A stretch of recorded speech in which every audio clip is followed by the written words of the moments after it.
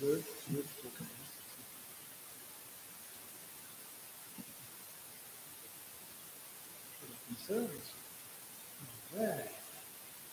bonjour frères et sœurs, bon après-midi et un bon jour du Seigneur, rempli de la grâce de notre Dieu à chacun de vous. Si vous voulez préparer vos Bibles, on va lire la dernière péricope de l'Évangile de Matthieu, Matthieu 28, les versets 16 à 20. J'achève ce que j'ai entrepris il y a 8 ans, l'Évangile de Matthieu dans notre église à Saint-Jérôme. Et voilà, c'est un message que j'ai déjà prêché en novembre qui nous rapporte l'apparition du Seigneur Jésus en Galilée et la dernière rencontre des disciples avec Jésus dans l'Évangile de Matthieu. Alors, lisons les versets 16 à 20. Les 11 disciples allèrent en Galilée sur la montagne que Jésus leur avait désignée.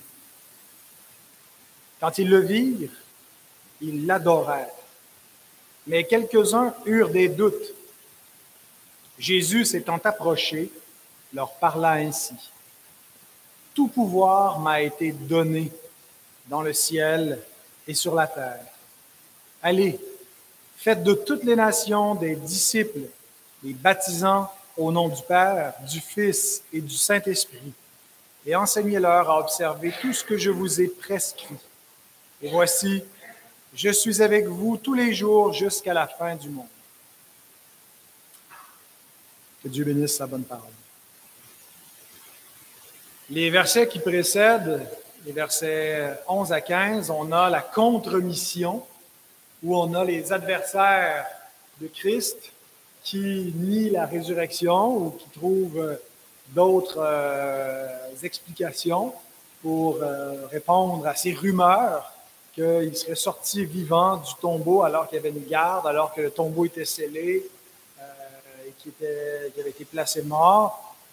Et donc, ils disent, ces disciples sont venus de nuit alors que nous dormions, ils ont dérobé le corps, et ce bruit s'est répandu parmi les Juifs jusqu'à ce jour, nous dit Matthieu. Donc, on a une fausse explication de la résurrection, le contre-évangile, la contre-mission, et en parallèle, on a la grande mission, aller annoncer à toutes les nations la bonne nouvelle, aller faire des disciples, aller prêcher tout ce que je vous ai enseigné et vous accompagne jusqu'à la fin du monde.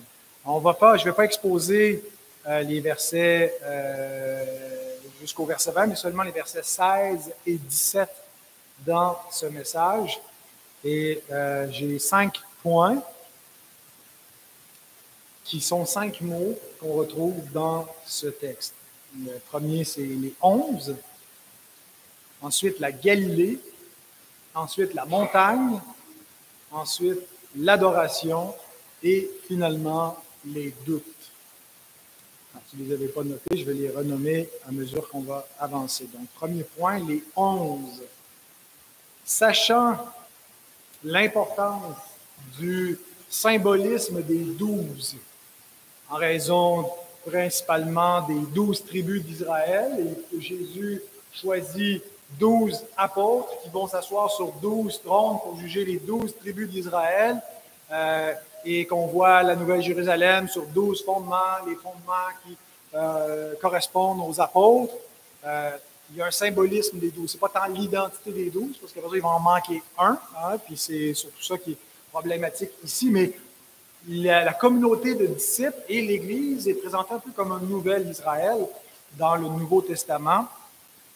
Et donc, devant l'importance du symbolisme des 12, la mention les 11, alors qu'ils ont toujours été appelés les 12 ou les 12 apôtres, ça nous indique quelque chose de tragique, parce que ça nous rappelle d'un côté la chute de Judas et la réalité de l'apostasie, et qu'il était possible d'avoir accompagné Jésus, d'avoir même fait des miracles en son nom, et de ne pas l'avoir connu, de ne pas avoir véritablement reçu sa grâce, puisqu'il a levé le talon contre lui, et que tout était un peu externe pour Judas sans qu'il y ait une véritable transformation de son cœur.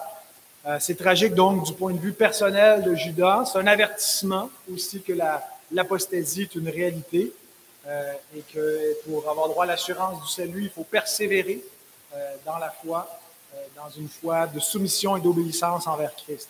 C'est aussi une tragédie pour l'Église qui est en quelque sorte amputée d'un des fondements, des 12 fondements. Elle va être restaurée. On a l'expression les 11 pour désigner la communauté de disciples après la résurrection, qui revient surtout dans Luc, Actes, qui semble insister sur les 11, puis à nouveau les 12.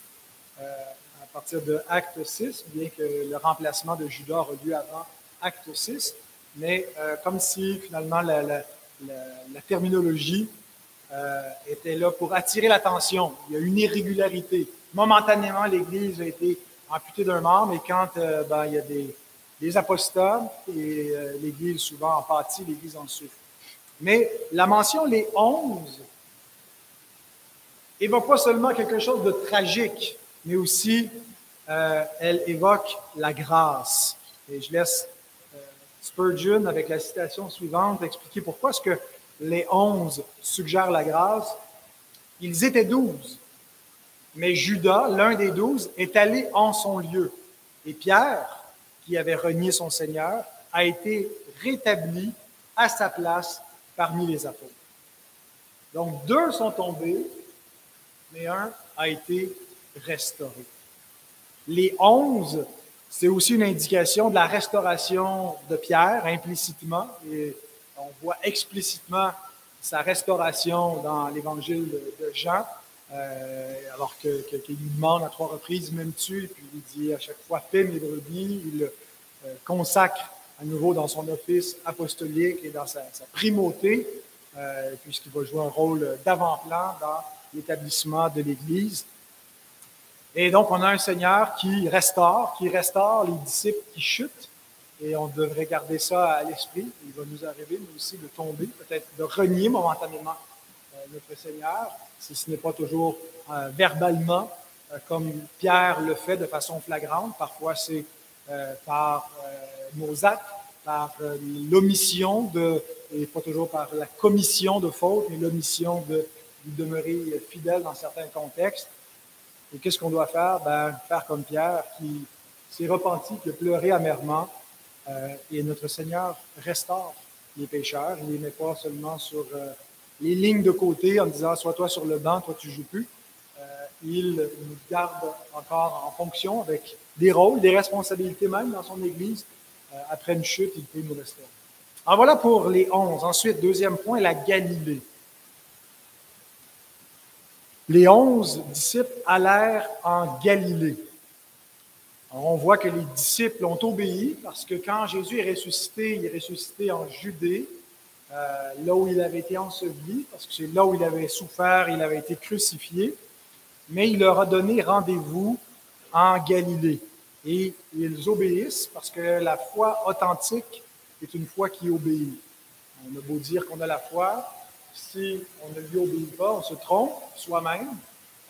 La foi à salut est une foi qui se soumet, qui obéit. Matthieu passe par-dessus les autres apparitions de Jésus qui ont lieu en Judée, le matin de sa résurrection, le soir de sa résurrection, sur le chemin d'Emmaüs, et ensuite les disciples réunis dans la chambre haute, les portes fermées, qui se présentent au milieu d'eux.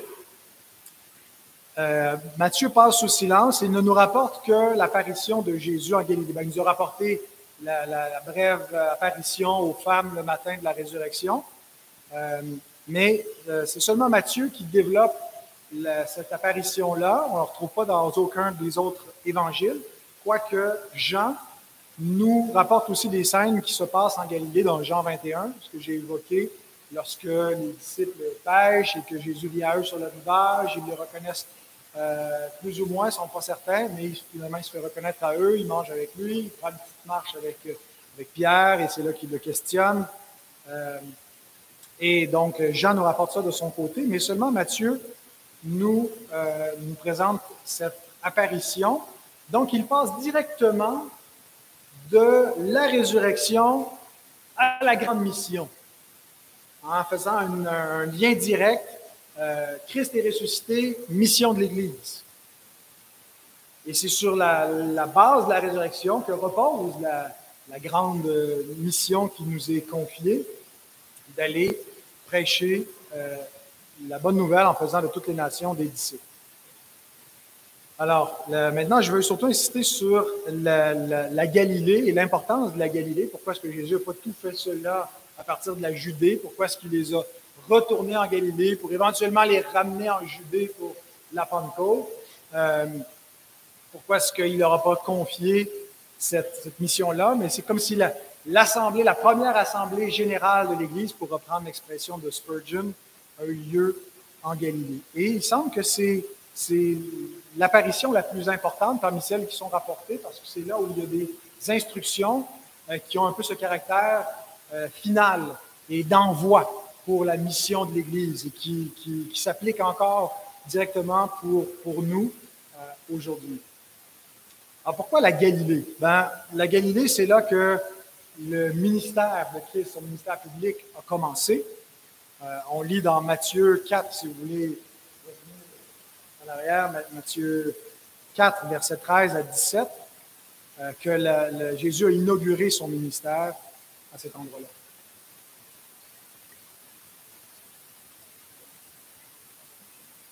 Matthieu 4, 13, il quitta Nazareth et vint demeurer à Capernaum, situé près de la mer, dans le territoire de Zabulon et de Nephtali, afin que s'accomplisse ce qui avait été annoncé par le prophète. Le peuple de Zabulon et de Nephtali, de la contrée voisine de la mer, du pays au-delà du Jourdain, et de la Galilée des païens. Portez attention sur cette expression, la Galilée des païens, la Galilée des gentils. Ce peuple assis dans les ténèbres a vu une grande lumière, et sur ceux qui étaient assis dans les régions de l'ombre de la mort, la lumière s'est levée. Dès ce moment, Jésus commençait à prêcher et à dire « Repentez-vous car le royaume des cieux est proche. » Donc là où Jésus a commencé son ministère, là où Jésus a commencé à prêcher la bonne nouvelle, c'est là où Jésus commence la mission finale de l'Église, là où il termine, où Matthieu termine, c'est pas probablement plus en Judée qu'il a été enlevé lorsque l'enlèvement et l'ascension de Jésus a eu lieu, mais dans la séquence de Matthieu, pour des raisons théologiques, il fait un arrangement où il nous présente les dernières paroles de Jésus en Galilée. Il y a une correspondance avec le début de son ministère et aussi avec l'accent de son ministère, pas seulement vers les brebis perdues de la maison d'Israël.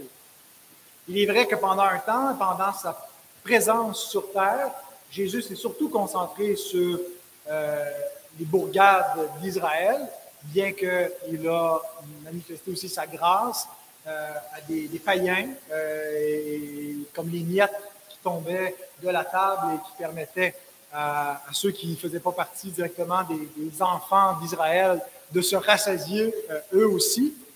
Mais tout au long de son ministère, Jésus enseigne à ce peuple-là que la grâce salutaire qu'il vient apporter ne leur est pas destinée exclusivement. Il dit qu'il y aura des païens dans le royaume des cieux qui vont même devancer les fils et les filles du royaume, qui vont être assis à la table avec Abraham, Isaac et Jacob, qui vont venir de l'Orient, de l'Occident et de toutes les nations. Il dit que le royaume de Dieu sera enlevé à cette nation qui va être donné à une autre nation qui emportera les fruits. En parlant des Juifs qui ont méconnu le jour où le Messie les a visités et qui ont mis à mort le Fils de Dieu. Et Jésus dit que celui qu'ils ont rejeté, d'autres vont l'accueillir. Et donc la Galilée, parce qu'elle est un territoire qui était habité non seulement par des Juifs, mais en grande partie par des païens aussi, la Galilée des gentils, la Galilée des païens, est le lieu indiqué pour lancer cette mission vers le monde. Une mission qui concerne pas seulement les Juifs. Oui, c'est l'Évangile pour le Juif, premièrement, mais c'est un premièrement seulement séquentiel ou chronologique. Il n'y a pas de différence en degré de salut dans ce premièrement, c'est seulement dans l'ordre. C'est eux les premiers qui étaient les bénéficiaires et qui attendaient l'accomplissement des promesses. Alors c'est à eux qu'est annoncée premièrement la parole, mais non pas exclusivement. Et donc, là où Jésus a commencé son ministère dans un territoire où il y avait beaucoup de Juifs et beaucoup de païens, c'est là où il lance cette mission finale qui s'en va jusqu'aux extrémités de la terre, vers toutes les nations pour en faire des disciples. Aussi parce que la Galilée sert de contraste avec la Judée. La Judée, qui était donc davantage le territoire juif à l'époque, a rejeté en grande partie le Messie. D'ailleurs, les origines galiléennes de Jésus posaient problème pour son identité messianique aux yeux du peuple, aux yeux des chefs. Même Nathanaël, quand on lui annonce que le Messie, c'est Jésus de Nazareth, il se dit, est-ce qu'il peut sortir quelque chose de bon de Nazareth? Et on questionne les origines. D'ailleurs, Matthieu le fait ressortir quand il dit qu'il sera appelé Nazaréen. Il n'y a aucun prophète, il n'y a aucune prophétie qui dit cela, mais ce que beaucoup d'interprètes croient dans Matthieu 2, quand il dit qu'il sera appelé Nazaréen, que c'est une allusion générale au mépris que les prophètes ont annoncé que le Messie aurait parmi les siens, qu'on allait mépriser ses origines, qu'on allait le voir un peu comme à moitié juif, ou en tout cas pas le Messie qu'on attendait, un pur juif qui viendrait de la Judée. Et donc, le contraste est utilisé aussi par Matthieu pour montrer la lumière s'éteint en Judée, celui qui est la lumière du monde vient mourir, il ressuscite là, mais là où la mission de l'Église est lancée, ce sera en Galilée, c'est là où la lumière brille à nouveau.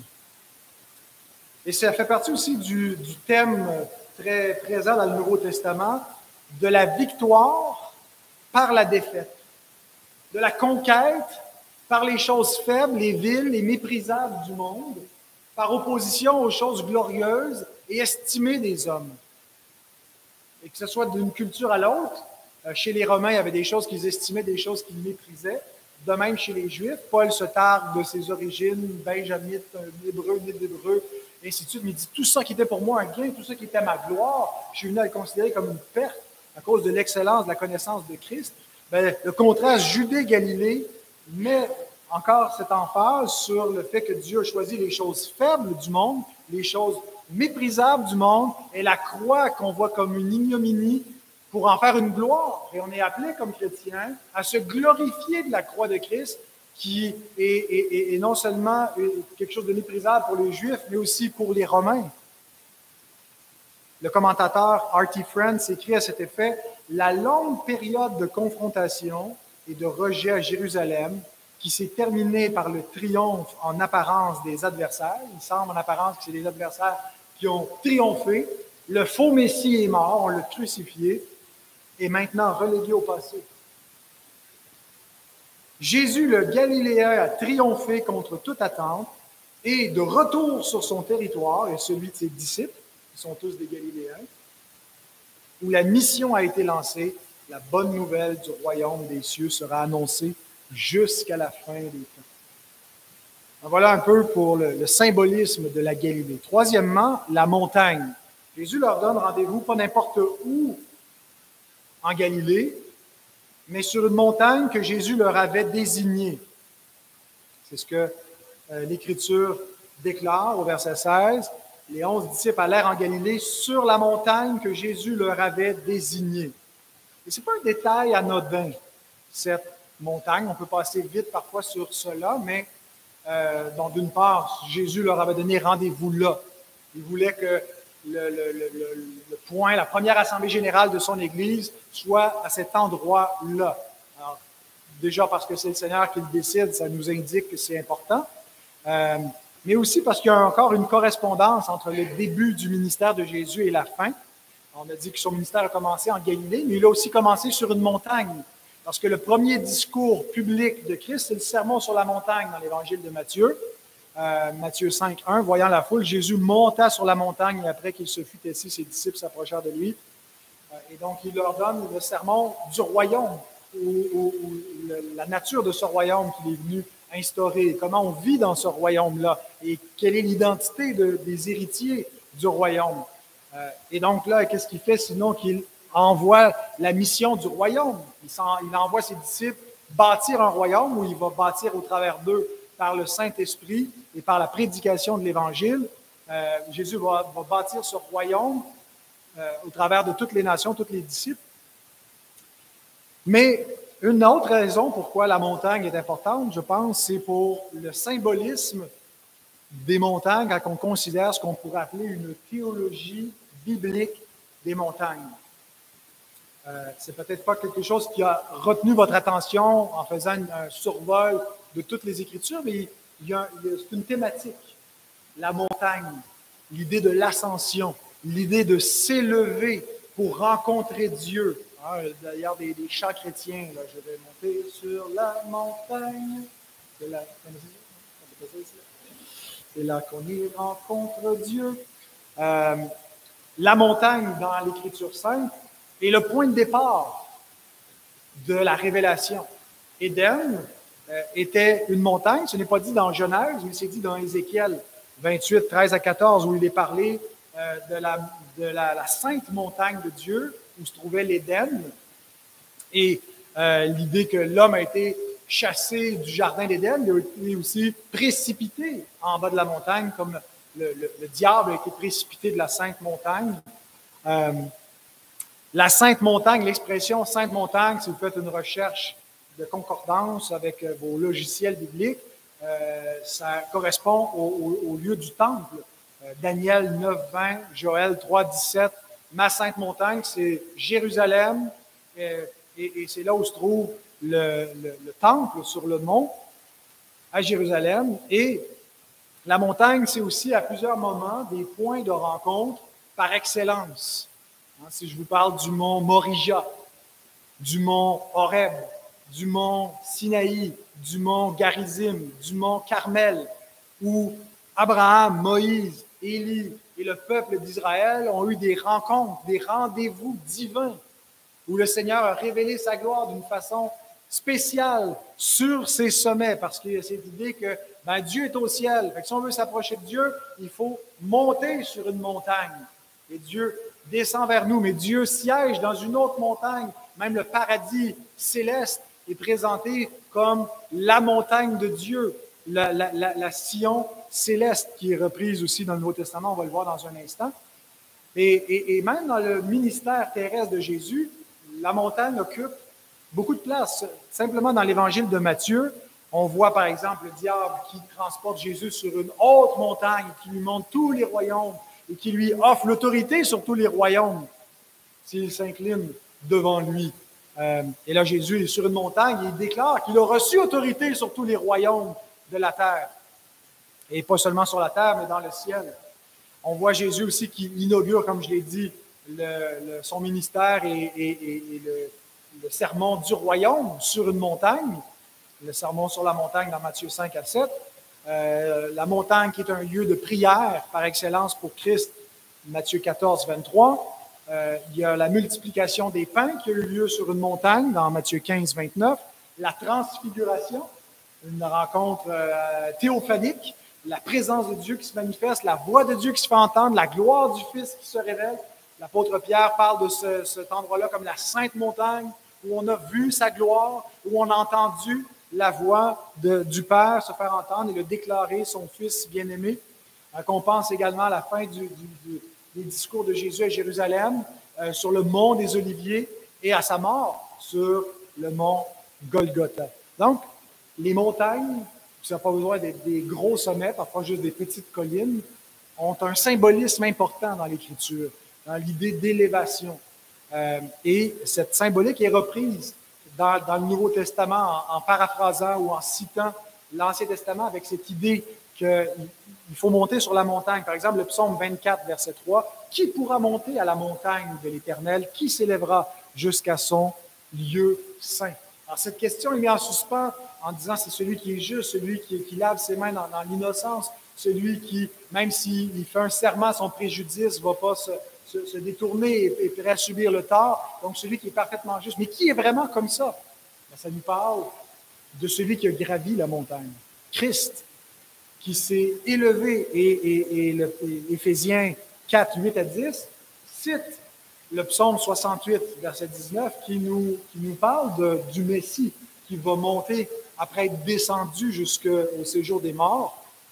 Paul écrit dans Éphésiens 4, verset 8, « C'est pourquoi il est dit, étant monté dans les hauteurs, il a emmené des captifs. » Donc, Christ est descendu dans les régions inférieures de la terre pour délivrer les captifs du diable et jusqu'à ceux qui sont gardés captifs dans le séjour des morts, parce que dans l'Ancienne Alliance, quand on meurt, oui, on a une espérance de la résurrection qui n'est pas aussi claire que dans la Nouvelle Alliance, mais ceux qui meurent dans l'Ancien Testament, ils ne montent pas, ils descendent, parce que la présence de Dieu leur est pas accessible.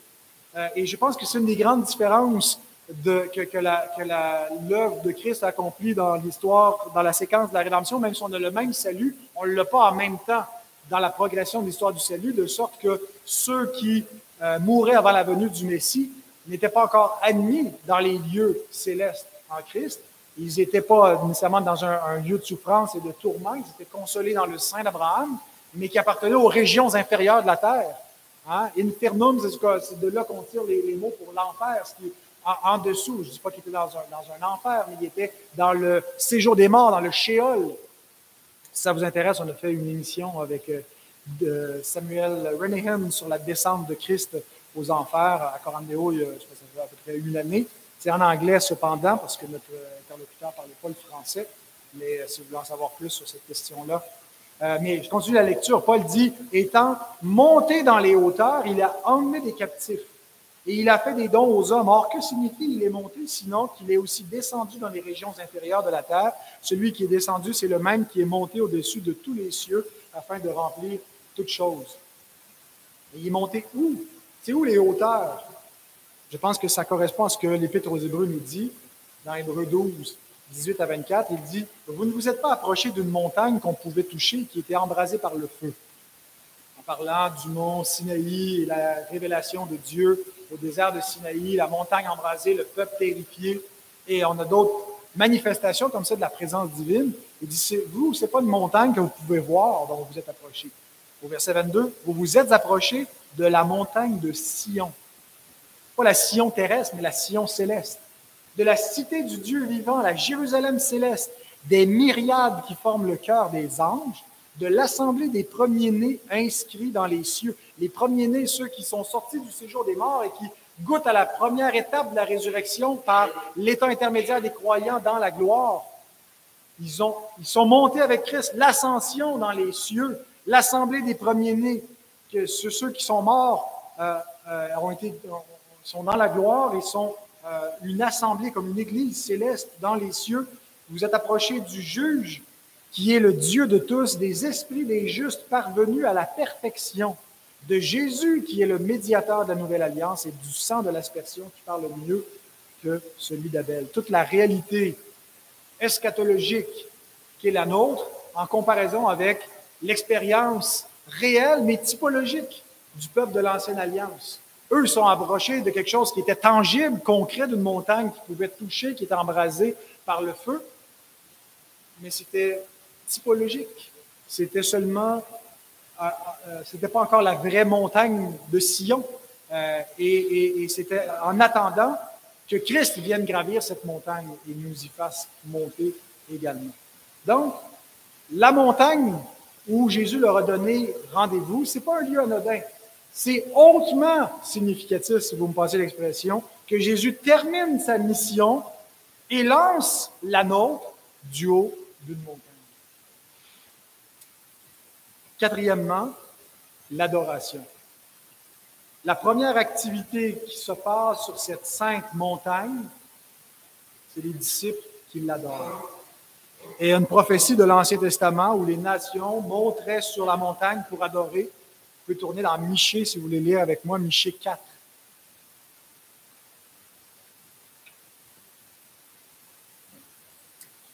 Les versets 1 et 2. Michée 4, 1 et 2. Il arrivera dans la suite des temps que la montagne de la maison de l'Éternel sera fondée sur le sommet des montagnes. La montagne va être fondée sur d'autres montagnes. La montagne en question, c'est ce mont Sion, cette montagne spirituelle céleste. Dans les lieux célestes, elle va être fondée sur les sommets des autres montagnes, qu'elle s'élèvera par-dessus les collines et que les peuples y afflueront.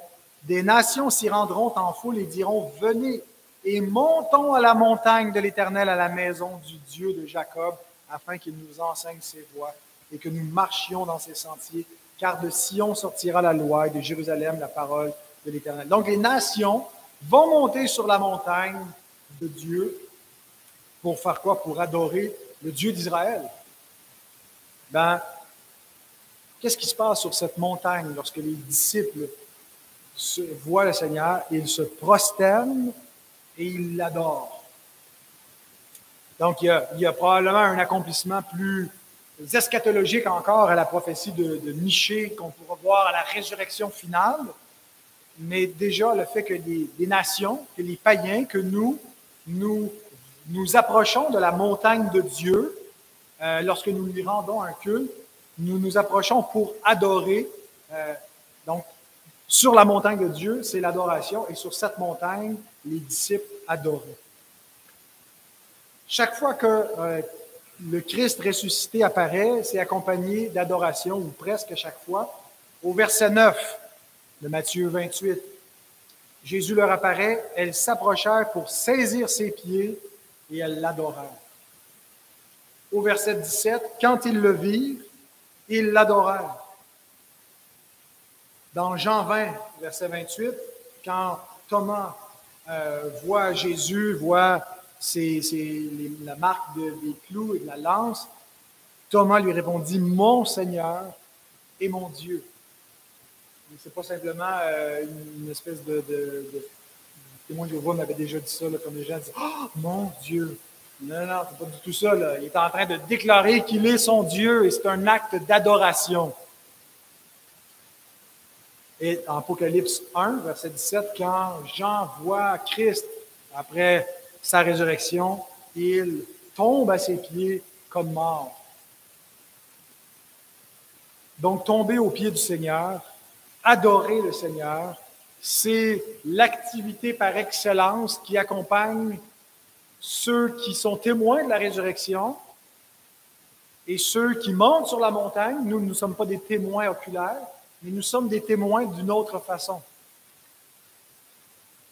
Parce que l'adoration ne doit pas dépendre de la vue, mais de la foi. Jésus dit à Thomas, « Tu as cru parce que tu m'as vu, mais heureux ceux qui n'ont pas vu et qui ont cru. » Et il nous est dit donc que Jésus, dans Hébreux 2, verset 9, nous le voyons couronné de gloire et d'honneur. Nous ne le voyons pas avec nos yeux, mais nous le voyons avec notre foi. Nous le voyons parce que nous comprenons la révélation biblique et l'Esprit Saint nous permet de comprendre que Christ est roi, que Christ siège à la droite de Dieu et que c'est par lui, par sa médiation et en lui que nous adorons Dieu. Et donc, nous n'avons pas besoin de le voir avec nos yeux pour le voir et comprendre. Et Pierre dit lui-même, 1 Pierre 1,8, il dit, vous l'aimez sans l'avoir vu. Et nous l'aimons de quelle sorte d'affection? D'une affection divine. Nous ne l'aimons pas simplement comme on aime un ami, un frère, un proche. Nous l'aimons pour l'adorer. Nous l'aimons comme notre Seigneur et notre Dieu. Vous croyez en lui sans le voir encore, vous réjouissant d'une joie merveilleuse et glorieuse. Maintenant, faut-il adorer le Fils? Faut-il adorer Jésus même comme homme? Qu'est-ce que vous pensez de cette idée-là, de l'adoration qui est donnée à Jésus? On sait que se prosterner ne veut pas toujours dire une adoration comme on fait envers Dieu. Hein. C'est un geste de soumission, de salutation, avec un grand respect chez les orientaux quand ils s'inclinent. Alors, souvent, les traducteurs disent ils l'ont adoré, mais le sens pourrait dire ils se sont prosternés devant lui sans que ça implique une adoration comme si c'était une divinité. Mais on voit aussi que les disciples ont ont refusé qu'on fasse ce genre de geste-là. Quand Corneille se prosterne devant Pierre, il le relève, il dit je suis un homme comme toi, de la même nature que toi. Pierre et Barnabas refusent l'adoration des gens de Lystre. Mais Jésus jamais refuse. Et c'est important de comprendre que on distingue les natures humaines, divines en Christ, mais on n'adore pas une nature. On adore une personne. Et la personne qu'on adore, c'est une personne qui est divine, c'est une personne qui préexiste, qui existe éternellement. Et donc, le Christ, même quand il paraît devant nous comme homme, avec une nature humaine finie comme la nôtre, on l'adore parce qu'on adore la personne et on n'a pas besoin de distinguer, de dire, bon, là, j'adore sa nature divine, mais pas sa nature humaine. On adore Christ, qui est Dieu, le Fils Dieu. Et avec lui, on adore le Père, le Fils et l'Esprit. Et il faut savoir également que la résurrection de Jésus est une déclaration publique de filiation divine. Par sa résurrection, nous dit Paul, dans Romains 1, 3, 4, il est déclaré Fils de Dieu avec puissance, selon l'Esprit de sainteté, par sa résurrection d'entre les morts. Donc, il est déclaré, il est le Fils de David selon la chair, mais Fils de Dieu, et sa résurrection est en quelque sorte une déclaration publique que celui-ci est bel et bien le Fils de Dieu, et pas le Fils de Dieu dans un sens humain comme David était Fils de Dieu, comme Adam est appelé Fils de Dieu, mais le Fils de Dieu selon l'Esprit de sainteté, le Fils éternel de Dieu, parce que Dieu est éternellement Père, il n'a pas commencé à être Père, hein, il est éternellement engendré du Père, et donc la résurrection témoigne de sa divinité. C'est une attestation publique qu'il est Fils de Dieu et donc digne d'adoration. Alors quand il le voit ressuscité, ben, il l'adore. Et c'est ce que nous faisons, nous aussi, lorsque nous nous réunissons sur cette sainte montagne dans les lieux célestes, parce que c'est là où nous sommes en ce moment, par l'union à Christ, nous sommes dans les lieux célestes en esprit, notre vie est en Christ, ben nous adorons Christ. Mais au milieu de cette adoration, au milieu de cette scène glorieuse, de cette manifestation de Jésus ressuscité, il y a des doutes. Quelques-uns eurent des doutes, nous dit Matthieu. On va vous citer un autre Matthieu, Matthieu Henry, mieux connu sous le nom de Matthew Henry, qui écrit dans son commentaire biblique « Tous ceux qui voient le Seigneur Jésus par l'œil de la foi l'adoreront. Cependant, une personne sincère peut avoir une foi faible et vacillante, peut avoir des doutes. Christ donna à ses disciples des preuves si convaincantes de sa résurrection que leur foi triompha sur leurs doutes. » Donc, ils ne vont pas s'en aller toujours en doutant, mais c'est intéressant qu'il nous dit qu'à ce moment-là, dans cette rencontre finale, Matthieu nous parle des doutes. Ça ajoute aussi au réalisme de l'historicité du récit. Hein, si les récits de la résurrection avaient été inventés toutes pièces, c'était faux, ben on aurait embelli le plus qu'on pouvait, mais là, c'est un petit détail qui nous donne un petit peu plus de témoignage ou de réalisme à l'historicité de la scène. Il y en a qui ont douté. Maintenant, il y a plusieurs tentatives que les interprètes ont faites pour essayer d'expliquer ces doutes-là. Alors, certains disent que c'était les doutes initiaux des apôtres, qui ne sont pas rapportés par Matthieu, parce que Matthieu ne rapporte pas les apparitions en Judée, mais rappelons-nous que quand les femmes qui sont les premières à avoir vu Jésus ressuscité l'ont rapporté aux apôtres, ben, ils ne les ont pas crus. Ils ont pris ces choses pour des rêveries et ils ont donc douté, ils n'ont pas cru, et que Matthieu, donc, de façon générale, ferait allusion à ces doutes-là sans un peu une reconstruction séquentielle, mais que ce serait simplement les doutes initiaux dont il serait question ici. D'autres pensent que c'est plutôt des doutes temporaires que parmi ceux qui étaient là, ils ont douté parce qu'ils n'étaient pas certains si c'était vraiment lui, comme on voit par exemple quand Jésus marchait sur les eaux, ils n'étaient pas certains s'ils voyaient un fantôme, ou même à la résurrection dans Luc 24, 37, ils n'étaient pas certains si c'était lui ou si c'était... Alors Jésus leur donne les preuves, mange avec eux, touchez-moi, vous voyez que un esprit n'a pas de chair et d'os comme vous voyez que j'ai. Et donc, c'était des doutes temporaires jusqu'à ce que Jésus s'approche d'eux, qu'ils le reconnaissent, qu'il leur parle. D'autres pensent que c'était des doutes d'autres disciples présents et que les apôtres, eux, l'avaient déjà vu, avaient déjà mangé avec lui en Judée, savaient qu'il était ressuscité, ne doutaient plus, et que dans cette rencontre, sur la montagne en Galilée, il n'y avait pas que les 12, les 11 plutôt, les 11 apôtres, mais qu'il y avait probablement beaucoup d'autres disciples, et que quand Paul parle qu'il est apparu à plus de 500 frères à la fois dans 1 Corinthiens 15, 6, on ne voit pas dans les récits des évangiles cet événement-là, que ça serait peut-être là, en Galilée. C'était un rendez-vous officiel. Jésus dit, dites à mes frères, donc ils se sont donné le mot, ils ont eu le temps de se rendre et d'aller à ce rendez-vous. Ils étaient donc toute sa communauté de disciples, plus de 500 frères, donc première assemblée générale de l'Église pour rencontrer le Seigneur.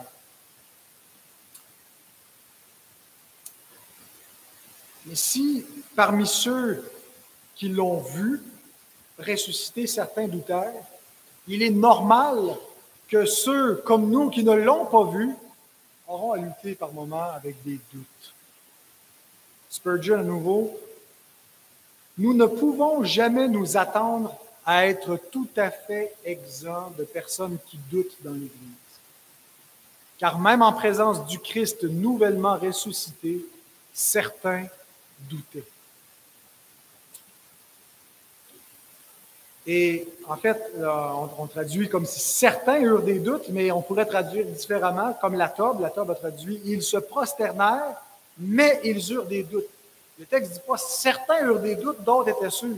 On pourrait traduire « Ils se sont prosternés, mais ils ont quand même eu des doutes ». L'ensemble d'entre eux. Quoi qu'il en soit, ça nous donne un témoignage de l'imperfection de la foi.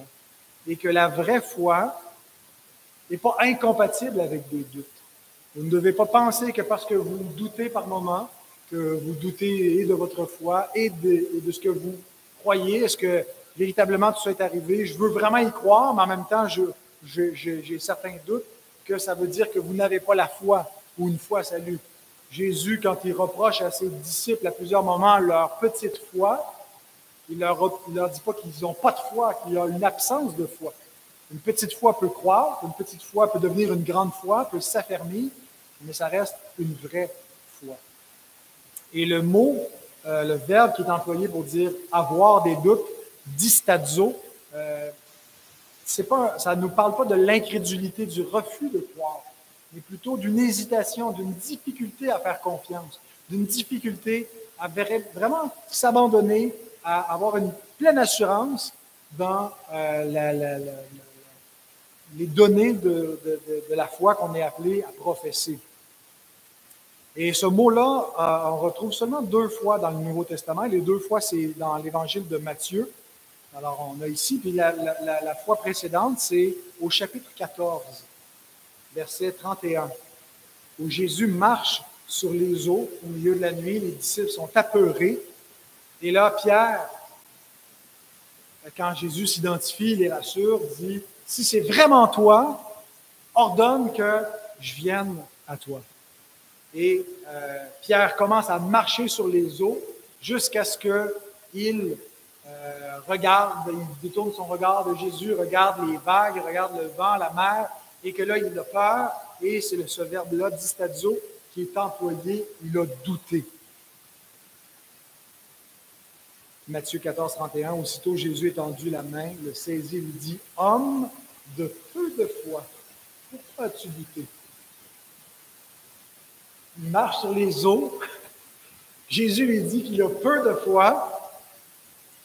Ben, il y a eu une grande foi pendant un instant, mais qui a été ébranlé. Mais donc, ça me rappelle cet homme, je pense que c'est dans Marc 9, qui vient voir Jésus pour avoir une guérison pour son fils. Et il dit, la façon qu'il formule sa demande, c'est « Si tu peux quelque chose pour nous, viens à notre aide. » Et là, Jésus lui dit « Si tu peux, tout est possible à celui qui croit. » Pas certain? Tu doutes? Et la réponse de l'homme, c'est « Je crois. Viens au secours de mon incrédulité. » Quelle foi pour demander à un homme de nous délivrer de notre incrédulité. C'est-à-dire qu'il y avait une plus grande foi en Jésus que ce qu'il réalisait. Mais en même temps, les doutes font partie, c'est une espèce de composante dans l'actualité de notre réalité présente, avec notre psyché présente où on peut être assailli pour toutes sortes de raisons. Les doutes vont survenir. Et donc, je pensais que c'est intéressant de le souligner. J'aimerais vous lire ce que Carson écrit dans son commentaire. Il dit « La résurrection de Jésus n'a pas transformé instantanément des hommes de peu de foi et de compréhension chancelante en géants spirituels. » Ça va devenir des géants spirituels, mais ça ne s'est pas fait en un instant. Il va y avoir un moment décisif, un point de bascule à la Pentecôte avec le baptême de l'Esprit qu'ils vont connaître. Mais là où je veux en venir, c'est qu'il ne faut pas, ne vous découragez pas de vous-même si vous êtes aux prises par moments avec des doutes, si vous n'avez pas l'assurance de votre salut.